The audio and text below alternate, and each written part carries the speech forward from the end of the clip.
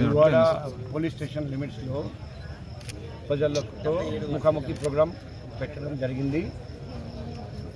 దాదాపు 36 విలేజెస్ నుండి ప్రజలు ఇక్కడికి వచ్చారండి. చాలా సమస్యలు ఉన్నాయి, వాళ్ళు చెప్తే మేము విన్నాము, నోట్ చేసుకున్నాము.